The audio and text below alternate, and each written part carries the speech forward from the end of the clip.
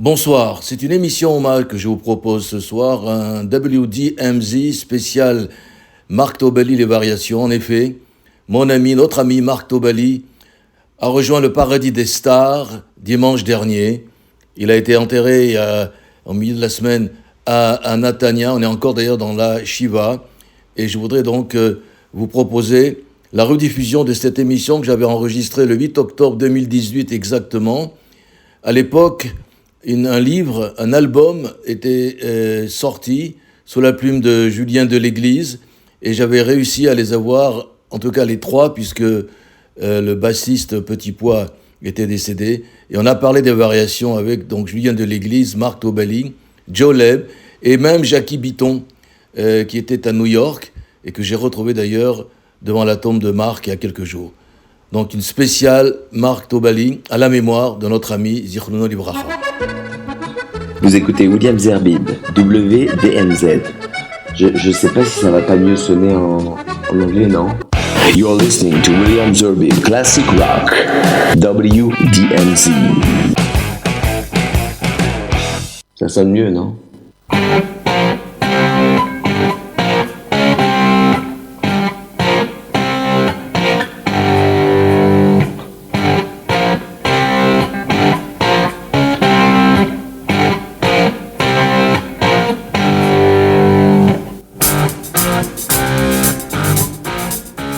Bonsoir et heureux de vous retrouver pour ce nouveau numéro de Classic Rock, une émission tout à fait particulière parce que je vais la consacrer à un groupe de légende, le seul groupe de rock'n'roll et de vrai rock'n'roll français, mais qui, eh bien on nous l'expliquera, tout d'un coup a disparu des radars alors que d'autres ont continué et ils nous diront pourquoi, parce qu'autour de ces micros, dans ce studio, et j'ai le plaisir de recevoir mon pote Marc Tobali. Bonsoir. C'est le vestige des variations que je connais encore et que je connais et reconnais et qui est là souvent et qui vient souvent m'aider pour ces émissions de rock et de blues. Et il signe avec un journaliste qui s'appelle Julien Deléglise et qui est à côté de moi. Bonsoir. Un livre qui s'appelle La fascinante histoire des variations.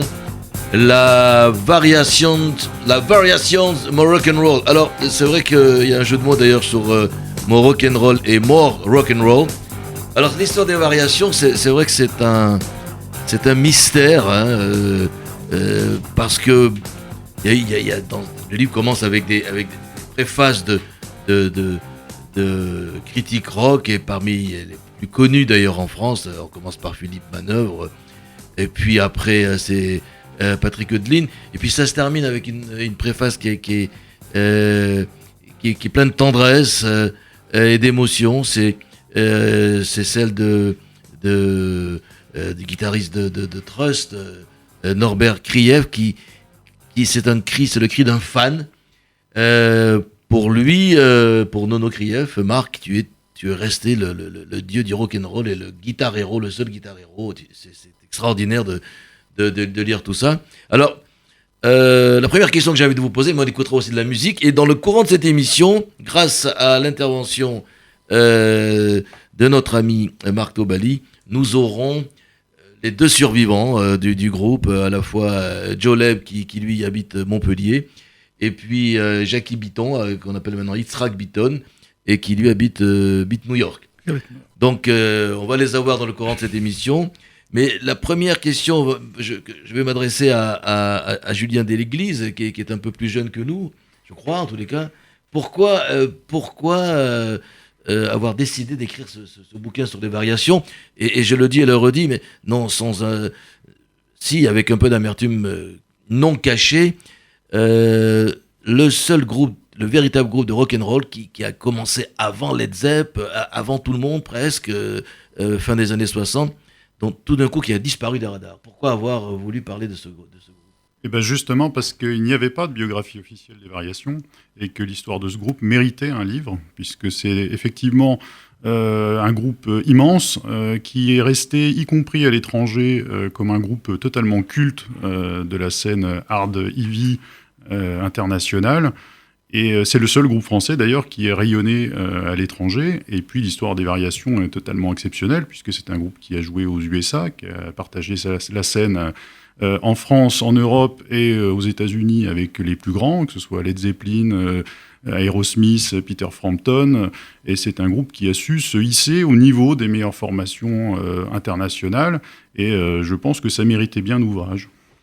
Alors vous vous êtes rapproché de Marc Tobali parce que c'était le plus facile, parce qu'aller peut-être jusqu'à Montpellier et l'état de santé de Joe Leb, j'espère qu'il va mieux, peut-être était plus difficile, puis aller à New York encore plus, mais enfin, j'ai presque envie de dire qu'au-delà du frontman extraordinaire qui est Joe Leb, et on parlera avec lui tout à l'heure, l'épine dorsale de ce groupe, c'est quand même Marc Tobali. Ça reste Marc Tobali, oui, effectivement, oui.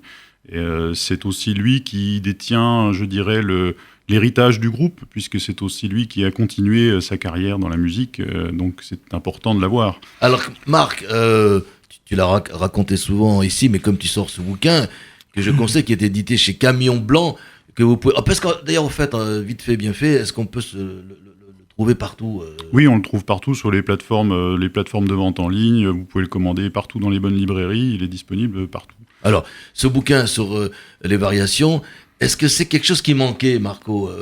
Est-ce que c'est quelque chose que tu voulais que finalement quelqu'un te propose de faire, l'histoire des variations ? Écoute, non, pas vraiment, parce qu'on m'avait proposé ça il y a 10 ans, on me l'a proposé encore il y a 5 ans, et il a fallu un Julien de l'Église pour me convaincre de faire cette biographie des variations. Pourquoi tu voulais pas ? Je ne comprends pas. J'étais pas prêt.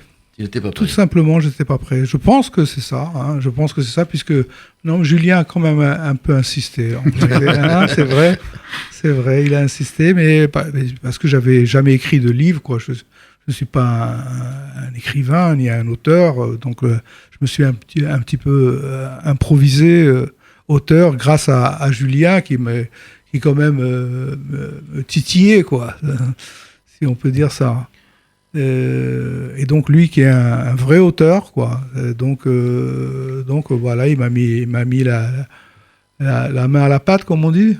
Alors, il y a une phrase qui m'a choqué, mais elle est tellement vraie, c'est que quand on connaît l'histoire des variations, et d'autres le disent, je vais pas faire de brosse à relire ici, c'est pas mon style, et puis même quand Marc est là, on a souvent parlé des variations, mais c'est le premier groupe de rock'n'roll français, mais attention, des Marocains, des Juifs du Maroc, un Français, Patrick Grandet, le bassiste, qui est italien au départ, ouais. Et puis qui chante en anglais. Oui. Alors, Julien, pourquoi encore appeler ce groupe le plus grand groupe de rock'n'roll français ? Parce que les variations ont toujours été considérées comme un groupe français. Je crois que ça n'a jamais posé de problème. On s'est construit ici. On a monté le groupe en France. Là. Mais le fait d'avoir chanté en anglais, ça vous a pas gêné ? C'était une question qu'on a dû vous poser 1000 fois, ça. Écoute, tu sais qu'on on a toujours été des fans de rock, des vrais fans de rock, quoi. Et même si on aimait bien les Chaussettes Noires, Eddie Mitchell, tout ça, c'est quand même, on a grandi avec Ray Charles, Little Richard, Jerry Lee Lewis, le Fats Domino, tu vois, le vrai rock, quoi. Et donc pour nous, ça, au départ, on savait pas qu'on allait faire une carrière dans le rock, quoi. On chantait, on jouait la musique qu'on aimait, et la musique qu'on aimait, c'était le rock américain et anglo-saxon, quoi. Alors, c'est cette phrase qui m'a choqué. L'histoire des variations, je crois que c'est vous, Julien, qui l'avez écrite. L'histoire des variations est un immense malentendu. Je crois que c'est de vous ou de Marc. Je crois que c'est de vous. C'est plutôt de moi, oui. C'est un immense malentendu. Non, Marc, on n'aurait pas pu dire ça. C'est un immense malentendu. Je ne sais plus dans quel contexte j'avais dit ça. Mais c'est-à-dire qu'il y a une espèce de frustration sur on parle d'autres que moi, le plus grand groupe de rock français, qui disparaît des radars. La presse, à l'époque, a été assassine souvent. Oui. Puis, comme beaucoup de groupes, le groupe se défait, se refait d'ailleurs, et puis disparaît.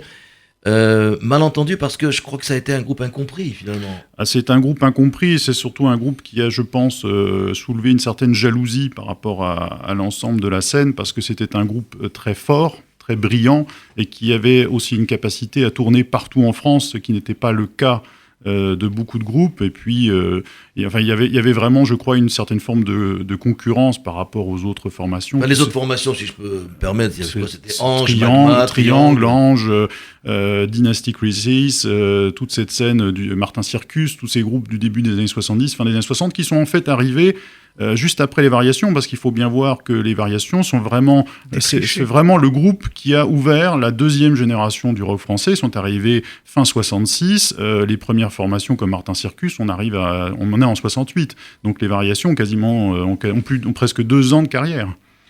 Et vous êtes arrivé, et en fait, on va pas refaire l'histoire, il faut d'abord qu'on peut la lire dans ce bouquin, sinon ça sert à rien. Donc je rappelle que c'est la fascinante histoire des Variations, qu'on va parler des Variations avec les 3 membres du groupe encore de ce monde, puisque le pauvre Jackie Grandet, Petit Pois, est parti, a quitté, est parti au paradis des rockers il y a quelques années, depuis Los Angeles.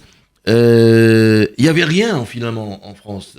Tu as cité Fats Domino, tout ça c'est des Américains. Oui. Les Chaussettes Noires, c'était pas un groupe de rock. Oui, mais c'était fini déjà les Chaussettes Noires là quand on est arrivé nous. C'était fini depuis. C'est sûr. Donc il y avait rien. Depuis 4 ans, c'était déjà fini. Ah, il fallait un certain feeling. Il y avait rien. Il y avait un désert. Au moment mais comment vous avez ressenti ce manque? C'est ça, c'est extraordinaire. On n'a pas pensé à tout ça. Hein. C'est le hasard, vraiment. Voilà, on a formé un groupe pour jouer la musique qu'on aime. Point. Barre. On n'est pas ni politisé, ni pensé à faire le spectre sonore, l'audience, tout ça. C'était pas notre truc. Non, à l'époque, ça marchait pas comme ça, mais je veux dire. Mais on est arrivé à une époque où il fallait qu'on arrive, quoi. Et il fallait que vous étiez. C'est-à-dire que l'époque a bien coïncidé avec le départ du groupe. C'est ça que tu veux dire. Oui. On est en plein swinging London. Voilà. Et puis, quand on est arrivé, il n'y avait rien en France. Un tout petit peu avant Jimi Hendrix, il y avait les Who, il y avait les Stones, il y avait. C'était en Angleterre. C'était en Angleterre. Oui. Et puis nous, on est arrivé, on a joué le rock comme eux, quoi, avec en plus le show de Joe, qui était un performeur extraordinaire, quoi. C'est hors du commun, quoi. Après, il a été comparé à Johnny, quoi. Au Palais des Sports, c'était Johnny et Joe, quoi. Ou Joe et Johnny, même. Pour comment s'appelle-t-elle, Régine à la première de... Régine, la célèbre... Ouais, la Régine, les clubs, là. Les clubs chez Régine. Ouais. Et elle a dit que... ce genre de club ou... Non, je te parle de quand on a joué avec Johnny Hallyday. Non, je sais, je plaisantais, oui. Mais s'il fallait les fréquenter, on les fréquentait. Qu'est-ce que tu crois? On était des enfants de cœur ou quoi? Donc, ils arrivent, c'est le Swinging London. Oui. À Londres, il y a un foisonnement extraordinaire de groupes de rock qui passent tous par... on parle de Liverpool, mais ils sont plus à Liverpool, ils sont plutôt au Marquis Club à Londres. Oui. Et comment ils ont réussi à s'immiscer dans cette furie qui venait de Londres et à faire leur place. Je l'ai dit, il n'y avait rien d'autre, mais quand même, il fallait y arriver, parce que devant, il y avait toute une escouade, toute une armée de groupes anglais. C'est surtout que les Variations ont fait défricher le terrain, ont défriché le terrain de la scène rock en France, où effectivement, comme tu le disais, il n'y avait rien, on était dans la pleine période des yéyés, donc on était plutôt rhythm and blues, enfin des adaptations rhythm and blues, et les Variations sont en fait venus avec un rock qui était... typiquement anglo-saxons, ils se sont mis au niveau et ont importé ça en France et puis également en Scandinavie, puisqu'il ne faut pas oublier que les premières tournées étaient en Scandinavie. Alors, écoutez, on ne peut pas parler, c'est une émission musicale quand même, sans parler musique, et on va écouter le premier morceau, c'est tiré de l'album Take It or Leave It. Il a été reçu comme... c'était une pièce maîtresse, un chef-d'œuvre qui débarquait en France. Un vrai album enregistré aux États-Unis avec un son un son tout à fait dans l'ambiance du rock, du meilleur du rock anglo-saxon, américain, anglais. Un disque quasi parfait que Philippe Manœuvre d'ailleurs pense être son album préféré de tous les temps. Et Marco, puisque c'est l'âme, je l'ai dit, de ce groupe, Marco, tu nous diras comment vous avez réussi à créer ce son quand même, parce que c'est pas évident, quoi. Je veux dire, à l'époque, il fallait pouvoir créer ce son de rock que tout le monde attendait et tout le monde aimait. Moi le premier. Mais enfin, au lieu d'en parler, écoutons. Allez, allons-y. Take the time to live, des variations.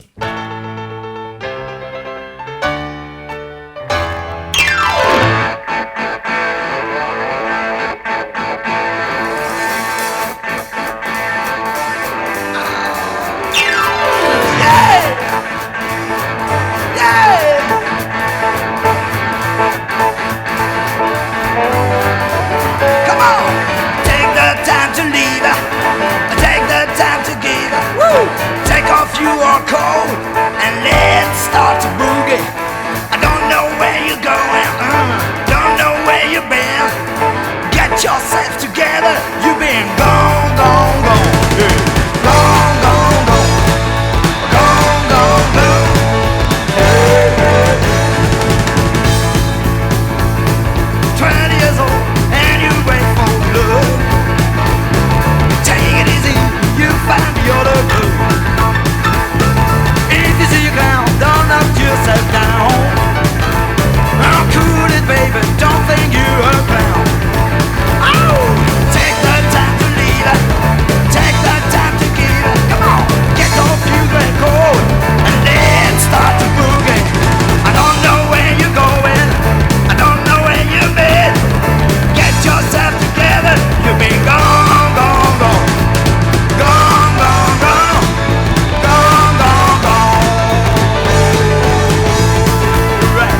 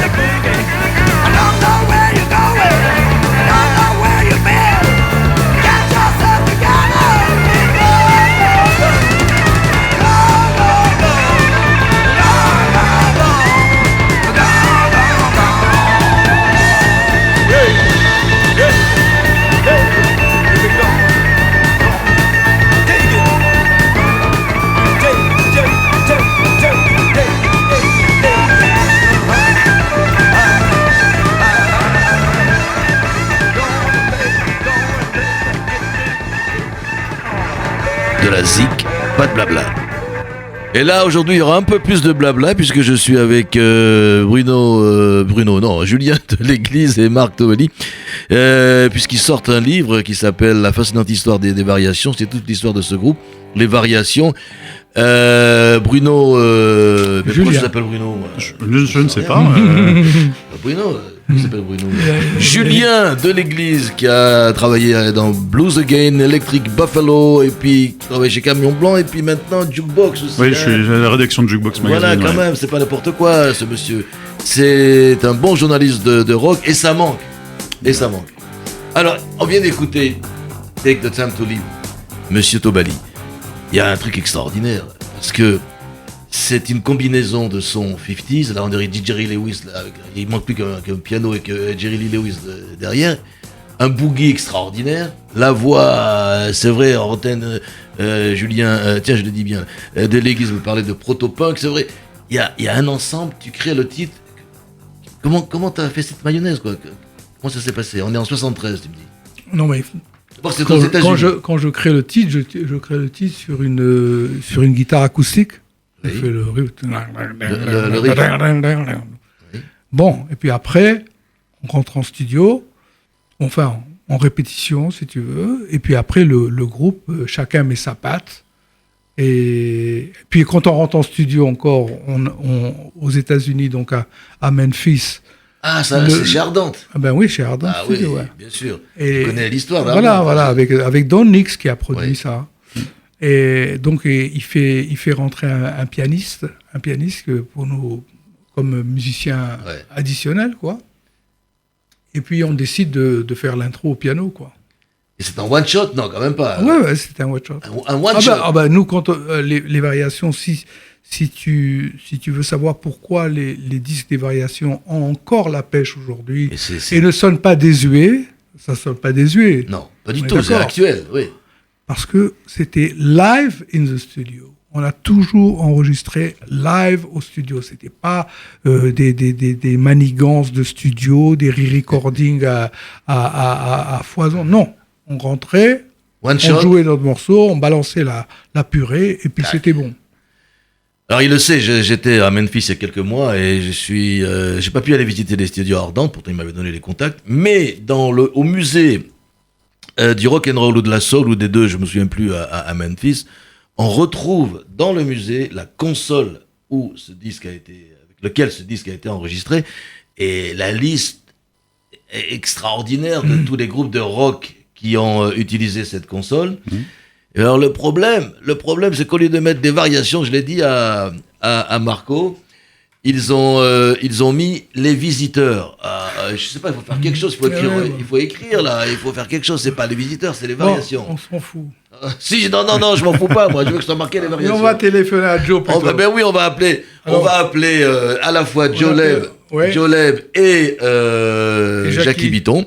Voilà. Il y en a un qui est à Los Angeles, à New York, et l'autre à la Los Angeles française, c'est-à-dire à Montpellier, pas très loin. Et La comparaison est extraordinaire. à deux pas. comparaison n'est pas Très raison. fantasque. À deux pas. C'est pas loin, Montpellier, Los Angeles. Ouais. Alors, le groupe, on va leur demander aux deux. Ils vont arriver bientôt. Mais monter un groupe, c'est quand même pas facile. Il faut sélectionner. Ça se passe comment? Tu me demandes comment se sont formées les variations? Bah oui, en gros. Ben, Et il même faut- précisément. Alors, franchement, Après, je leur demanderai. avec franchement, il faut lire le livre. Non, mais je l'ai lu, mais je veux que tu me dises. Mais toi, tu l'as lu, mais tu veux que les gens le Mais sachent. moi, je le sais en plus. Ben, il faut qu'ils lisent le livre. C'est un superbe alignement de planètes. Voilà. Voilà, c'est vrai. C'est un superbe alignement de planètes. Mais c'est magique. En plus, c'est la le bon formation vendeur de des bouquins. la formation Non, des non, mais variations, attends, est-ce que c'est- c'était tout à fait magique. Est-ce que C'est ça se très, passe très comme magique. ça avec tous les groupes? Tiens, Julien. Bruno, j'allais La dire encore. plupart Est-ce des... que tous les groupes de rock, anglais, anglo-saxons, Tous les grands groupes de rock Comment ils se retrouvent historiques sont tous des alignements de planètes miraculeux. Led Zeppelin, ce n'est que ça. Les Who, c'est pareil. Deep Purple avec Ian Gillan et Roger Glover, c'est aussi un alignement de planètes. C'est tout à coup On des parle personnes. même pas des Stones, alors sur la garde. Alors, les Rolling Stones, c'est presque un peu plus laborieux, mais il y a des formations comme ça où la chimie est quasiment immédiate et où ça fonctionne tout de suite et c'est quasiment de la magie, ouais. Alors, notre technicien, qui est un grand fan des variations, Daniel Tapia, nous signale que nous avons au téléphone Joleb ça, c'est et Jackie Bitton. Super. Salut Joleb, salut Jackie Bitton.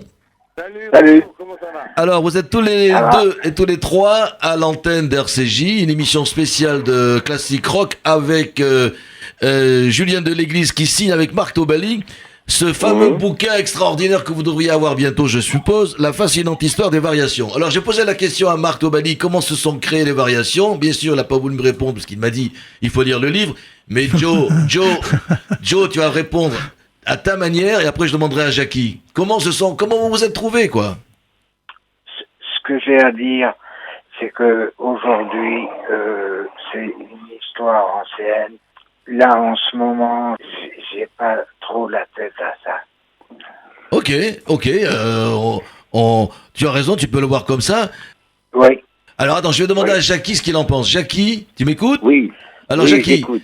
voilà, Marc est là, Joe, Salut Marc, comment ça va? Eh, salut Jackie, ça va bien? Joe aussi. Bon, vous avez chacun une histoire à raconter sur les variations. Joe a son histoire, Marco a la sienne. Oui. C'est quoi la tienne? Comment ça s'est passé? Et qu'est-ce qu'aujourd'hui représentent les variations?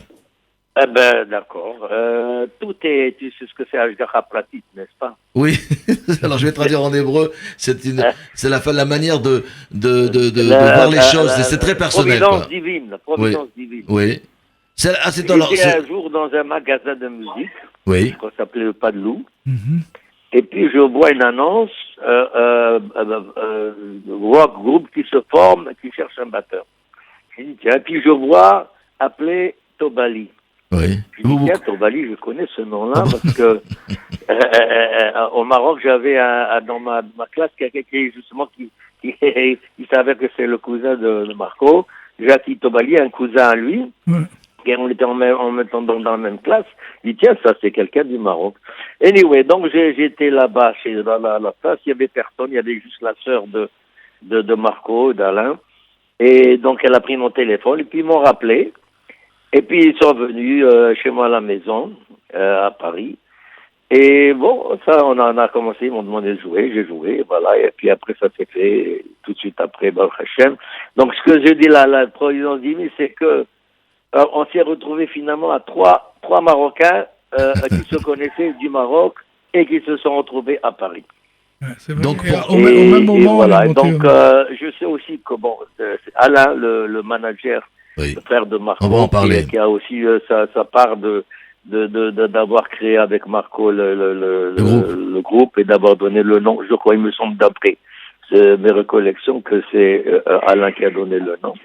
Et donc c'est parti après. Et moi, ce que je peux dire, c'est que grâce à Dieu, on a eu tous une bonne expérience. Ça a été, pour moi personnellement, venant de Casa, comme un batteur et tout, et arrivé à Paris, où on est un peu impressionné par tout le monde. Il y a quand même des grandes pointures là-bas, dans le temps là-bas. Et on était comme ça, du Maroc, et pas très sûr de nous. Et puis petit à petit, Alain, le manager, nous a donné du courage, nous a encouragé partout, tout le temps. Et on allait partout, on allait en Allemagne, en Scandinavie, Alors Jackie, on était à l'aventure. Jackie, et c'est une expérience que j'ai beaucoup aimée. voilà. Et donc, non, je voudrais juste terminer que, justement, quand j'ai quitté le Maroc et que j'étais arrivé à Paris, la vérité, je pensais pas être musicien professionnel. J'ai dit, bon, peut-être je vais faire un petit truc de rock ou de jazz, whatever. Et c'est arrivé là. Et c'est après toutes ces années de variation et tout, que évidemment, après, on se découvre, on voit ce qu'on a à l'intérieur. Et on continue là dans la même direction. Voilà. Alors, Jackie, aujourd'hui, tu es Yitzhak Bitton, tu as joué, je me souviens, dans un groupe Raya Mehemna, extraordinaire aussi, mais ça c'était une autre histoire, on la racontera un autre jour. Oui. Tu as des regrets aujourd'hui? T'as effacé complètement l'histoire des variations? Non, pas du tout. Non, j'ai pas effacé du tout. Moi, tout ce qu'on a fait avec les variations, ça m'a amené de l'expérience, ça nous a amené le goût de jouer pour des grandes salles et d'amener de la musique qu'on peut faire et être plus ou moins avoir son originalité dedans, puisque en fin de compte on était 3 Marocains dans un groupe de français Et un Italien. Français, Et un Italien. et en fait dans la formation de 4. Après on était plus, puisqu'il y avait après Maurice Mimoun dans les dernières On va années. en parler, sais pas je vais si en tu parler connais. après. Ouais, Je vais en Maurice parler Mimoun. de l'apport Allah de... Shalom. Oui. Et à la vache Shalom aussi, Jackie Grandet. 3 personnes du Maroc, et ça fait quand même une différence. On ne jouait pas comme tout le monde, voilà. On Eh joue ben, différemment. Mon J- rock'n'roll. Jackie, merci, et à Joe aussi, merci d'être intervenu. Je sais que ça ne doit pas être facile tout d'un coup de vous faire intervenir dans une émission de rock. En tous les cas, ce Oui. bouquin, je suppose que vous allez le recevoir aussi, La fascinante histoire des J'espère variations. bien, oui. Et vous, on va vous l'envoyer, que ce soit à Montpellier, la nouvelle Los Angeles, et à New York. Vous allez le recevoir. Je vous souhaite à tous les deux une longue vie. À bientôt. Merci. À Moi bientôt. aussi. À bientôt. Salut, Bonne au revoir. bonne nouvelle. Au revoir à tous les deux. Alors, mais Bye-bye. c'est vrai que c'est important. Alors, on a la réaction de Joleb, elle est ce qu'elle est. Lui, il a tourné la page. Jackie, non. Mais C'est pas, on peut pas dire qu'il a tourné la page. Il est un petit peu mal en point. il est mal. Non, il est Il mal a foutu, eu, ça se voit, ça s'entendait, quelques ça se problèmes de santé récemment, et donc il est pas tout à fait dans son assiette. Mais quand même, je te cite dans le livre, je cite ce que tu as écrit, après on parlera d'Alain. Toi, tu écris dans le livre, quelque part, je remercie le ciel de m'avoir épargné la vraie descente aux enfers. Donc, malgré tout, c'est vrai qu'il est fatigué, Joleb, c'est vrai que... Mais, quelque part, il s'est rapproché de l'enfer, Joleb, faut dire la vérité. Donc, ça peut expliquer cela. Jackie, lui, il est parti vers une autre direction. Et tu l'as rejoint, puisque... en te rapprochant du judaïsme et de la spiritualité, tu t'es épargné cette descente aux enfers. Et j'en suis heureux. Donc quelque part, tu es, il faut le dire, tu es heureux d'avoir fermé la page des variations. Je me demande si elle sera jamais refermée, cette page-là. Mais parce que c'est un moment important de ma vie, un moment merveilleux d'ailleurs, dans lequel je ne regrette rien. Tu ne regrettes rien du tout. Ah non, c'était de la jouissance pure, quoi. Pouvoir faire de la musique toute la journée et d'en vivre, pour un musicien, c'est ce qu'il y a de mieux, quoi. Je me retourne vers le journaliste qui doit certainement avoir une idée moins personnelle de ce qui se passe dans le comportement de rupture dans le monde du rock. Est-ce que cette espèce de regret, de vouloir tourner la page, où ça a été bien, pas bien, est-ce qu'on retrouve ça dans beaucoup de ruptures dans des membres de groupes de rock ou pas? Ça dépend de l'expérience de chacun. Si on regarde bien l'histoire des groupes qui existent ou qui ont existé, qui ont eu une grande carrière, vous avez des musiciens qui ont du mal à tourner la page et qui n'arrivent pas à arrêter. Et puis vous avez des anciens membres du groupe qui ont parfois de très mauvais souvenirs de leurs expériences ou de la fin de leur expérience. C'est assez particulier. Pour revenir à Joe, il faut bien voir qu'il a eu aussi une carrière solo, une vie aux États-Unis très difficile. Voilà, c'est un aventurier, c'est aussi un chanteur excessif dans tout, dans ce qu'il est. Comme tous les chanteurs, Exactement. le genre de Jump, là, comment il s'appelle, David Lee Roth, Non, mais les excès se payent un jour. Iggy Stooge. Ce sont Joe Leb faisait partie de ces musiciens rock qui se sont donnés à 100% dans cette vie-là et qui destroy complètement, quoi. Ça se termine un peu mal souvent. Et qui aujourd'hui, on peut déjà être reconnaissant qu'ils soient encore en vie, quoi. Oui. Vraiment. Mais ce que je veux dire, c'est que mais avant de parler d'Alain Tobali, parce qu'on ne peut pas parler de variations sans parler du manager, ton frère Alain, Admet Avesrim, on va écouter mais cette fois-ci un titre en français, parce que pour moi, tu vois, on parle des variations, souvent on les a critiquées parce que vous ne chantiez qu'en anglais. Eh bien, de tout le répertoire, c'est ce titre que je préfère. Alors, vas-y. Je suis juste un rock'n'roller, et c'est en français.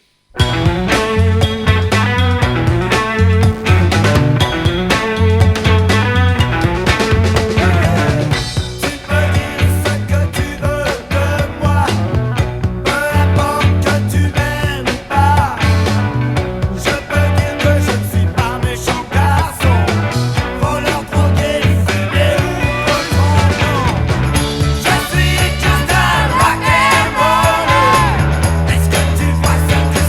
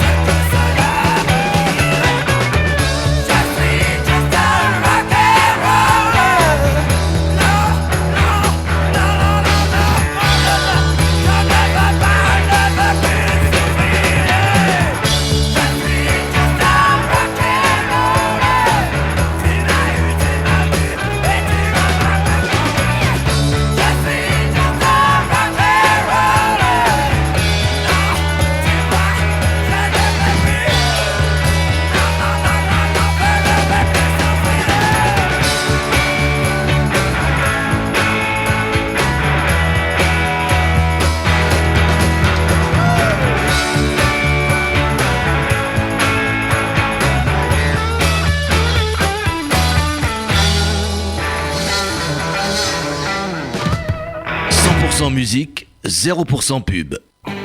Et puis surtout, le riff de fin, là, extraordinaire. Là, et moi, j'aime beaucoup cette chanson parce que ça veut tout dire. Ça résume en quelques minutes ce qu'est un groupe de rock, en fait. Voilà. Alors, parlons d'Alain Tobali. Alain Tobali, les variations, en fait, ton frère, que je rencontre de temps en temps au Flore. Ouais. Le groupe n'aurait jamais pu exister, je m'adresse aussi bien à Julien qu'à toi, sans Alain Tobali. Bah, c'est sûr, on a formé le groupe ensemble, on a créé les variations ensemble. Ça veut dire qu'un groupe ne peut pas... C'est une question, il y a la réponse dans la question, donc je vais quand même la poser. Sans un bon manager.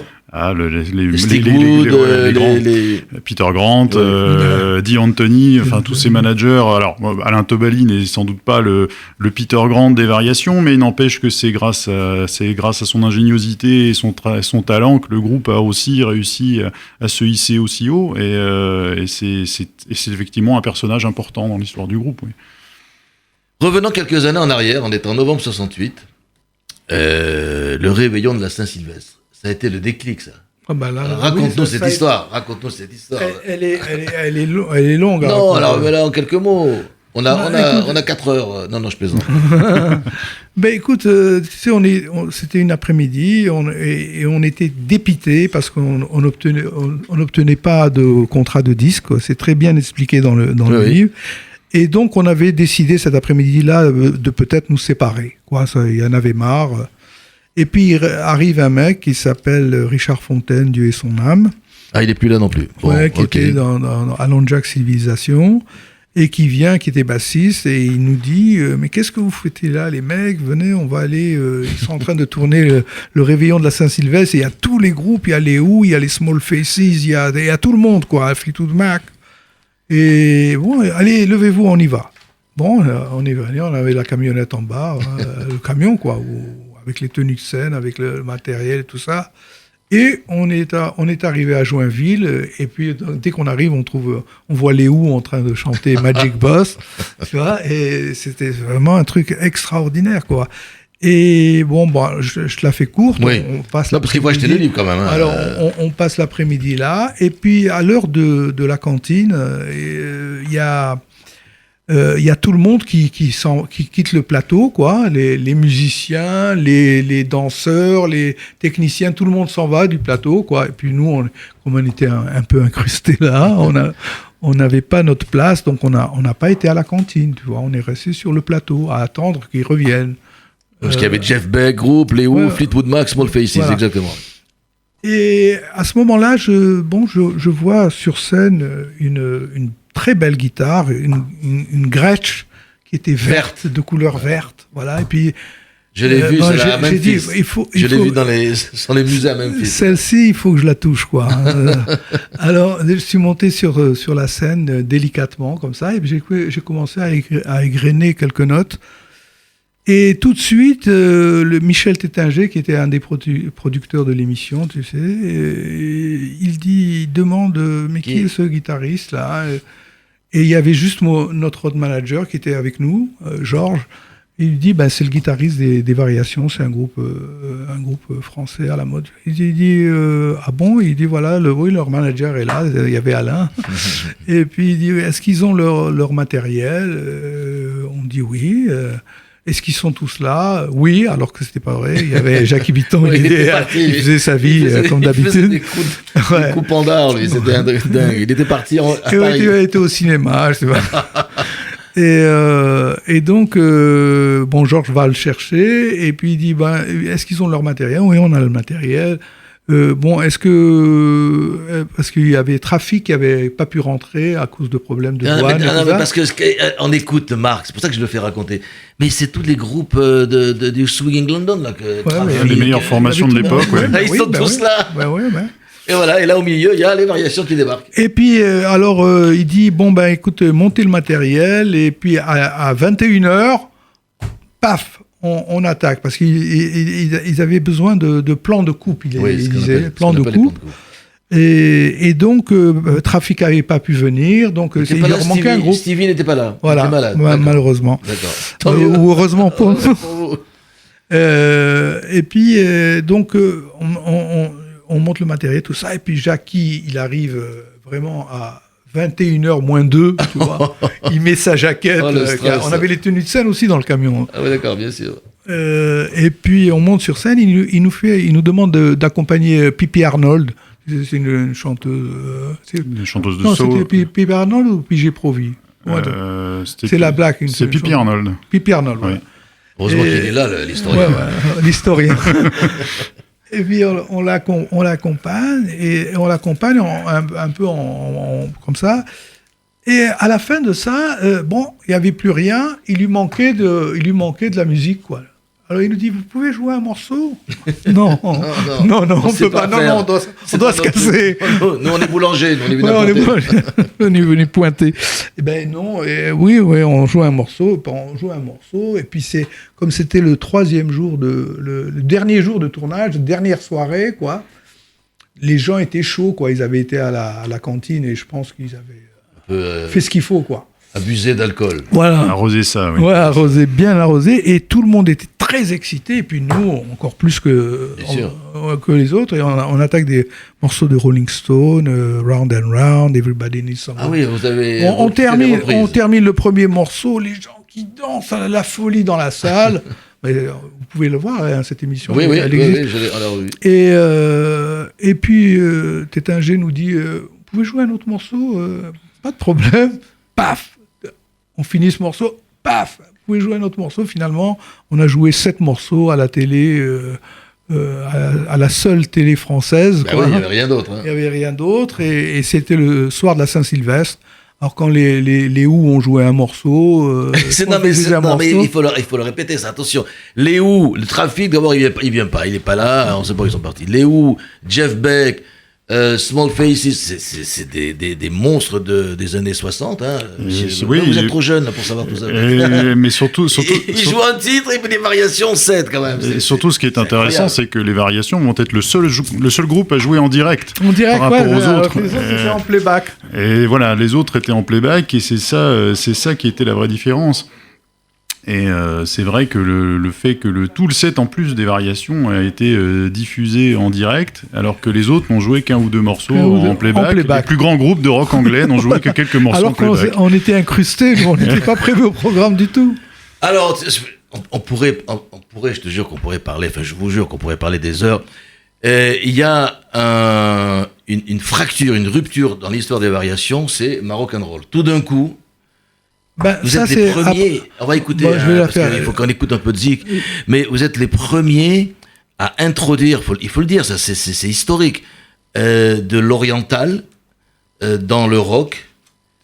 Mais bien avant Cachemire. Bien avant la world music. Non, la world music, je parle même pas, je parle de Cachemire. Led Zepp, c'était 6 ans avant Cachemire. 6 ans avant Cachemire, vous sortez Maroc and Roll. Vous faites rentrer du oud, vous faites rentrer des violons, des tarboukas. Moi, des variations, parce qu'on a le même âge.